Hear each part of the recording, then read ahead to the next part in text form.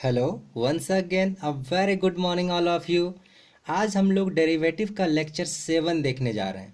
आपके लिए बहुत इंपॉर्टेंट है, ध्यान से देखिए। इसमें सिर्फ बेसिक क्वेश्चंस लिए हुए हैं हमने, और वो भी सारा आपका पावर फार्मूला पे बेस्ड है। चलिए ध्यान से देखते हैं। तो पहला क्वेश्चन नंबर 8 है आपका ये, ठीक है। डिफ्रेंशिएट 1 2 3 4 क्वेश्चन लिया है मैंने। फर्स्ट नंबर है x⁴ minus x Q, like this, ऐसे ही करते हुए। और ये सारे को डिफ्रेंशिएट करना है विथ रिस्पेक्ट टू x के लिए। और डिफ्रेंशिएट करने से पहले दो इंपॉर्टेंट नोट्स लिख रखा है हमने, जो वेरी वेरी इंपॉर्टेंट है आपके लिए। ध्यान से इस नोट्स को समझिए। तो पहला नोट है differentiation of constant with respect to x लिख रखा है मैंने। ये x के जगह कुछ भी विथ रिस्पेक्ट टू रहेगा और ये कांस्टेंट रहेगा तो वो जीरो डेफिनेटली होगा, ठीक है। वो मैंने x लिख दिया है, लेकिन कुछ भी रहेगा यहाँ पे तो जीरो ही होगा कांस्टेंट के लिए, ठीक है।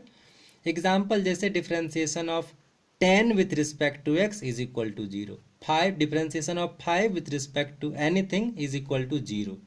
ओके, ये अब सेकेंड नोट है, ध्यान से सुनेंगे। पहले मैं पढ़ता हूं क्या लिखा है मैंने। इफ वेरिएबल x और any other function of x, ये अदर फंक्शन ऑफ x ये क्या है? जैसे sine x, cos x, log x, e⁴x, ये सारा अदर फंक्शन ऑफ x है, ठीक है। Is included in either product और डिवीजन, ठीक है, या तो गुना या भाग के form, with any constant, then we will keep the constant just as it is. We don't apply d by dx constant equal to 0. It means first case को। अब ध्यान से सुनिए मैंने क्या लिखा है। मैंने लिखा है यदि वेरिएबल x या x का कोई भी फंक्शन जैसे sine x, cos x, log x, ये सारा चीज किसी भी कांस्टेंट के साथ में अटैच रहेगा, तब उस कंडीशन में कांस्टेंट का डेरिवेटिव जीरो नहीं बनाएंगे। मतलब ये फर्स्ट वाला रूल को यूज नहीं करेंगे। समझ में आई बात हमारी? क्या कहा फिर से? यदि वेरिएबल के साथ में कुछ कांस्टेंट अटैच रहेगा या वेरिएबल का जो फंक्शंस है उसके साथ में कोई भी कांस्टेंट अटैच रहेगा, तो उस कंडीशन में कांस्टेंट का डेरिवेटिव जीरो हम लोग नहीं बनाते हैं, ठीक है। हाँ, जीरो कब बनाते हैं? जब कांस्टेंट अकेले हो, फ्री हो, तब। अच्छा, अटैच होने का क्या मतलब है? अटैच होने का कहने का मतलब है या तो गुना या भाग के रूप में नहीं होना चाहिए। प्लस या माइनस में होगा तो वो नहीं चलेगा, ठीक है।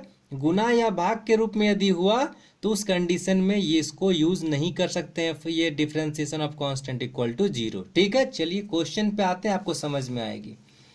तो पहला क्वेश्चन मैंने लेट कर लिया, इसका एक नाम दे दिया मैंने y, ठीक है। तो let y equal to x⁴ minus x⁴।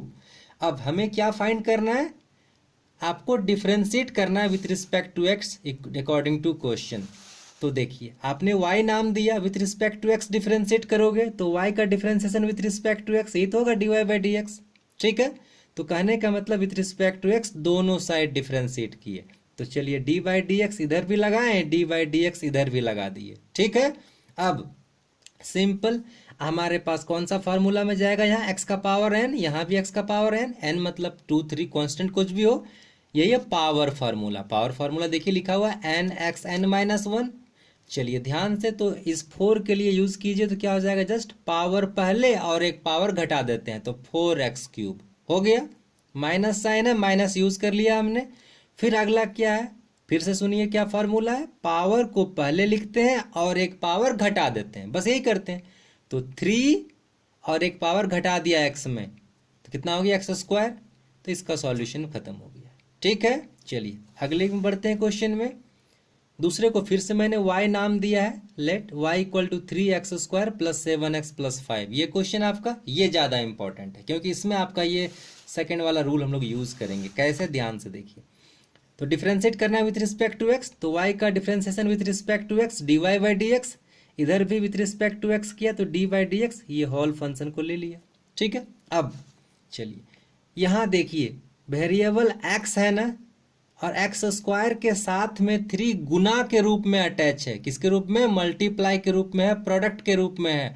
तो इस कंडीशन में इस 3 का डेरिवेटिव 0 नहीं करेंगे, तो क्या करेंगे, इस 3 को जस्ट एज इट इज रहने देंगे, इसे बाहर कर देंगे जस्ट, ठीक है, और इसको सिंपल डिफ्रेंशिएट कर लेंगे एक्स स्क्वायर को। तो चलिए ध्यान से, तो 3 को जस्ट हम छोड़ दिए अपने आप, ठीक है, और एक्स स्क्वायर का जो डेरिवेटिव होगा पावर फॉर्मूला पे यूज करके जस्ट हम लिख रहे हैं। एक्स स्क्वायर के लिए 2 और एक पावर घटा देंगे तो एक्स का पावर 1, बस हो गया, इसका कहानी खत्म आपका। ठीक, अगले में बढ़ते हैं 7x।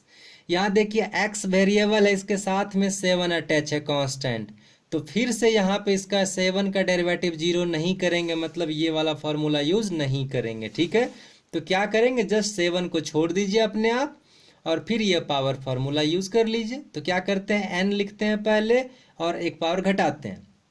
तो देखिए 7 पावर तो 1 है, तो 1 और x का पावर 1 - 1 करेंगे तो 0 आ जाएगा, ठीक है, हो गया, ये यूज हो गया। अब देखिए यहाँ 5, इसके साथ कोई x नहीं है, x का कोई फंक्शन नहीं है, तो इसको तो जाना पड़ेगा, 0 बनना पड़ेगा बाय दिस फॉर्मूला। ठीक, समझ में आई हमारी बात, मैंने क्या कहा आपको। चलिए तो यूज कर ले, इस 5 का डेरिवेटिव 0, ठीक है, अब सिंप्लीफाई कर ले, ये हो गया 6x और ये 7x का पावर 0, 1 ही होगा, तो 7 आंसर हो गया, ठीक है। अगले क्वेश्चन की ओर बढ़ते हैं, वेरी इंपॉर्टेंट, आप बस ध्यान से सुनिए, आपको कोई भी डाउट नहीं होगा। लेट y इक्वल टू, फिर लेट कर लिया हमने, जो भी क्वेश्चन है हमारा 5√x + 2। ध्यान से देखिए, एक बात और मैंने आपको समझाया था, रूट वाले के लिए रूट का डेरिवेटिव मैंने आपको कराया था d/dx √x = 1/2√x। आप इसे याद रखेंगे, √x का डेरिवेटिव वेरी वेरी इंपॉर्टेंट है फ्यूचर में आपके लिए, ठीक है, आप याद रखेंगे इसे।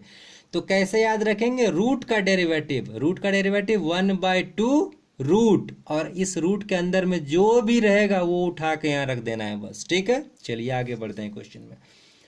तो y का differentiation with respect to x dy/dx। हाँ ध्यान दीजिएगा, मैंने यहाँ इम्प्लाइज साइन लगा के चला, यदि ये इम्प्लाइज नहीं लगाता तो लिखना पड़ता on differentiating with respect to x both side, ठीक है। तो ध्यान दीजिएगा हर एक लाइन पे, ठीक है। आगे तो इधर भी dy/dx लिख लिया हमने। अब चलिए देखिए, यहाँ √x दिख रहा है, वेरिएबल दिख रहा है, और उसके साथ में 5 मल्टीप्लाई है, ये कांस्टेंट मल्टीप्लाई है, तो इसका डेरिवेटिव 0 नहीं करेंगे, ठीक है, मतलब इसको यूज नहीं करेंगे हम लोग, ठीक है। तो क्या करेंगे, आगे बढ़ते हैं। तो 5 को छोड़ दिए जैसे के तैसे, और √x का भी जस्ट आपको बताएं, इसको यूज कर लीजिए, तो क्या हो जाएगा 1/2√x, ठीक है। अब यहाँ 2 के पास देखिए ऐसा कंडीशन नहीं है, इसके पास कोई x नहीं है और x का फंक्शन नहीं है, तो इसका डेरिवेटिव तो 0 बनना पड़ेगा बाय अब फार्मूला जो अभी जस्ट मैंने बताया, कांस्टेंट का डिफरेंशिएशन 0। तो क्या हो गया कैलकुलेशन, 5/2√x, ठीक है। अगले क्वेश्चन की ओर बढ़ते हैं, वेरी इंपॉर्टेंट, फिर से फिर y लेट कर लिए हैं 7x⁻10 + 7√x + 3, just similar type question है। फिर differentiation with respect to x, तो dy/dx, फिर dy/dx ऑपरेटर यूज कर लिए और सारे को ब्रैकेट में लिख दिए। अब बारी बारी से सॉल्यूशन करते हैं।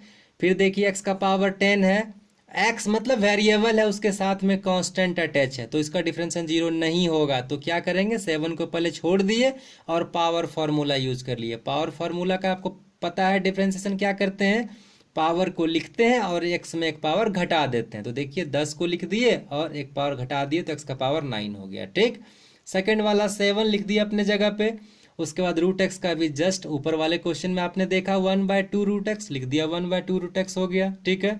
और कांस्टेंट के लिए इसके साथ कोई x वगैरह नहीं है, तो ये इसका वैल्यू 0 होगा, डिफरेंशिएशन तो डायरेक्ट लिख दिया डिफरेंस 0, ठीक है। अगले क्वेश्चन में अगले लाइन में आइए, यहाँ तो कैलकुलेशन कर दीजिए, 10 × 7 = 70, x का पावर 9 + 7/2√x हो गया सॉल्यूशन हमारा, ठीक है। आपको समझ में आई होगी। और एक आपके लिए ये होमवर्क छोड़ दिया हूँ मैं, differentiate with respect to x, √x + 3x⁵ + 2, आपको मैंने इसका आंसर लिख दिया है 1/2√x + 15x⁴। आई थिंक आपको मेरी बात समझ में आई होगी।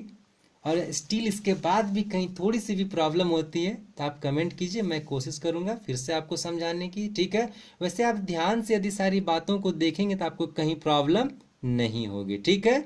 आपको वीडियो से फ़ायदा होता है तो आप प्लीज़ इसे लाइक करें, सब्सक्राइब करें। Thank you, have a nice day.